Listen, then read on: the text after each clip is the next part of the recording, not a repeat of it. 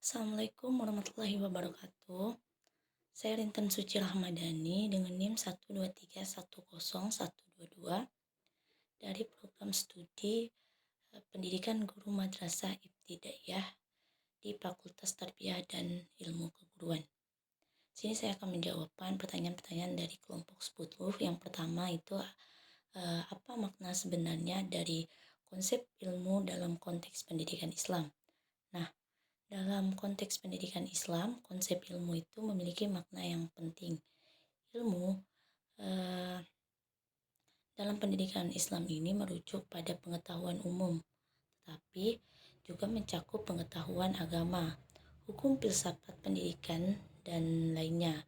Ilmu pengetahuan Islam ini bersifat universal serta terbuka dan dapat menjadikan suatu solusi terhadap berbagai masalah yang dihadapi. Selain itu, dalam pendidikan Islam, ilmu yang mencakup berbagai kajian normatif agama Islam yang dikembangkan oleh sarjana muslim untuk memperoleh pengetahuan atas kebenaran agama ini, untuk menunjukkan bahwa ilmu dalam konteks pendidikan Islam tidak hanya terbatas pada pengetahuan umum, tetapi juga mencakup pada aspek-aspek keagamaannya juga. Nah, yang kedua itu apa? Perbedaan utama antara filsafat pendidikan Islam dan filsafat pendidikan Barat.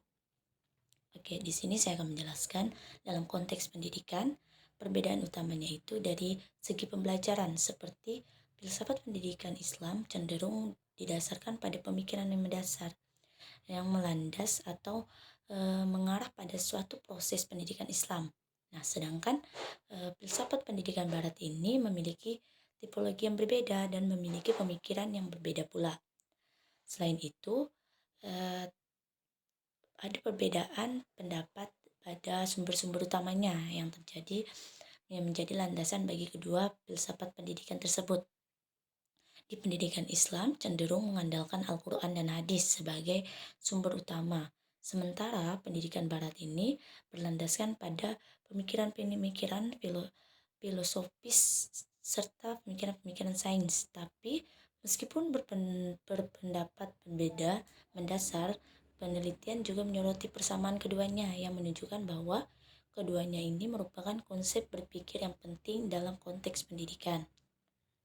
Yang ketiga itu ada dalam mengupaya membangun kembali ilmu pengetahuan dan peradaban Islam, Kholis Masjid menyarankan beberapa hal yang perlu diperhatikan oleh umat Islam. Nah, yang pertama itu membangkitkan kembali etos intelektual Islam klasik dengan keyakinan bahwa Islam pengetahuan itu bersifat universal atau menyeluruh. Nah, yang kedua itu adalah membangkitkan kembali etos kemanusiaan dengan sifat percaya kepada manusia dan kekuatannya, karena ini merupakan dasar kosmopolitanisme Islam pada masa lampau.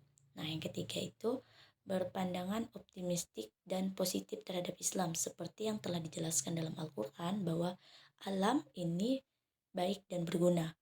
Nah, yang keempat itu perlu dikembangkan beberapa nilai asasi lainnya seperti kreativitas ilmiah, kebebasan berpikir, berpendapat, serta berbicara agar bisa mengembangkan sikap demokratis dan bisa menghargai pandangan yang berbeda.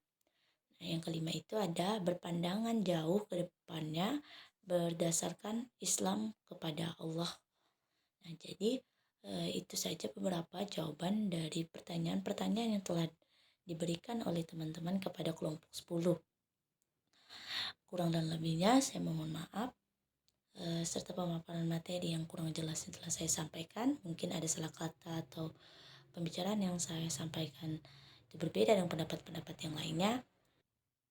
Mungkin itu saja. Wabillahi taufiq wal hidayah. Wassalamualaikum warahmatullahi wabarakatuh.